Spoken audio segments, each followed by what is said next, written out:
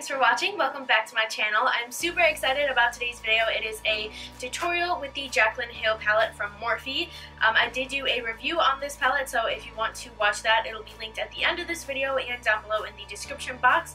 And yeah, so I tried to play a little bit more with the greens instead of the blues today, so if you're interested in seeing how I got this look, then just keep watching. But before we jump into that, if you haven't already, please make sure you subscribe, because I am giving one of these palettes away in a big ol' giveaway once I hit 10,000 subscribers. So yes, that's pretty much it. Let's jump into the tutorial.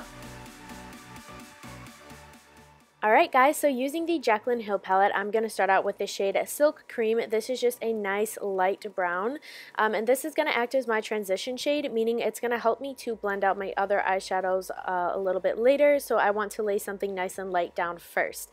And then the next shade I'm going into is Butter, and this is a gorgeous warm orangey toned brown shade, and this is going to go directly underneath Silk Cream to help define my crease and get a little bit more warmth into it as well. And then I'm just going back into that original brush and blending everything out. And then that next brown shade that I just picked up is Buns, which has been a real personal favorite out of this shade. I like that this isn't a dark brown, it's not a light brown, it's kind of a really nice intermediate brown, if that makes sense. But I'm going to put that on my outer corner and wipe it into my crease, and then I'm going back into Butter to help blend that out with the original brush that I used. And then the next shade I'm picking up is Chip, which is a really pretty dark fudgy brown.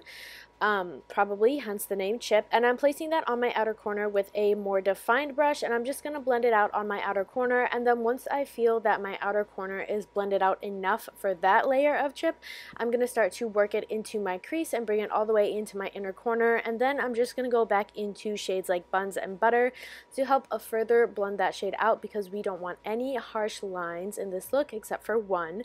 And then Enchanted is the next shade I'm picking up. It's a very, very dark foresty green. It's a really gorgeous shade, but I'm pretty much doing the exact same thing I did with Chip. I'm putting it on my outer corner, and then before I blend it out, I'm actually wiping it into my crease, because I do want this shade to be in my crease as well. And actually, if you'll notice, I put that shade a bit above my actual crease, so it shows through here in a minute when I do my cut crease. But you're pretty much just packing, blending with this shade, and you're going to go back and forth with Chip and Buns to help blend out that green edge as well. And then I'm going to show you guys how to cut your crease if you have hooded lids. So like I mentioned, I did put those eyeshadows a little bit above my crease, and right here I'm using an angled brush to to draw concealer onto my lid. And as you can see, my eye is just open like a normal open eye, like I'm looking at something, and I'm drawing this line above my crease. That's because I do have hooded eyes, so when I'm looking straight at you, if I do a normal cut crease just in my crease, you won't be able to see those two colors and the dramatic cut crease that you created. So if you have hooded eyes, you need to draw just above where your natural crease is, and that's going to help those colors show through. But the brush I'm using is just an angled one from Wet n Wild, and the concealer I'm using is Tarte Shape Tape or Tape Shape. I'm not sure which order it is, but I'm using that concealer. I'm drawing halfway through. This is a halfway cut crease. If you're doing a full cut crease, of course, just go all the way to the end of your eye and create the shade you want. And then in the middle of my lid, I just kind of let that concealer taper out. But what I just did there was I picked up a little bit more of Enchanted on a small eyeliner brush, and I just went through and kind of further defined my cut crease. This is going to help this shade, which is Beam from the palette, pop.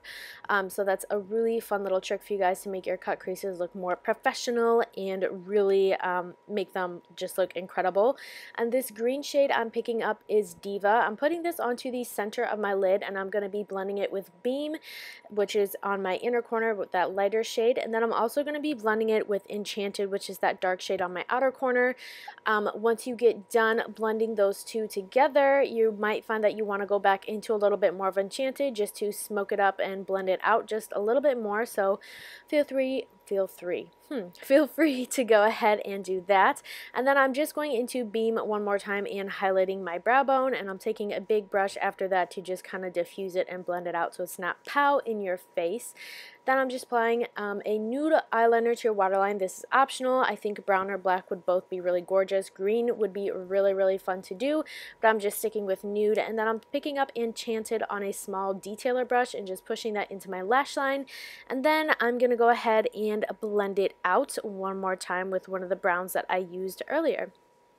So once that's done, I'm just going to apply a small line of eyeliner to my lid. This is because I'm doing a false lashes and I want to make sure that my lashes aren't looking false, if that makes sense. It really helps to add a line of liner to disguise your lash band. I'm using the Salon Perfect lashes in the number 614, and that finishes it.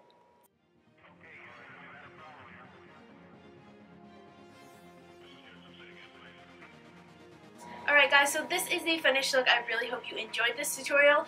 Let me know if you have any questions, comments, concerns down below. I wanted to try and play a little bit more with the greens in this palette because I've been seeing a lot of really bold blue looks, so I figured why not try something a little different and something that you guys haven't seen before with this palette. So again, I really hope you enjoyed this tutorial. I love the Jaclyn Hill palette. If you haven't seen my review, I'll link it here at the end of the video, and that's pretty much all I have. Don't forget to subscribe before you leave and give this video a big old thumbs up, and I'll see you guys in my next video or tutorial or whatever I put on YouTube next.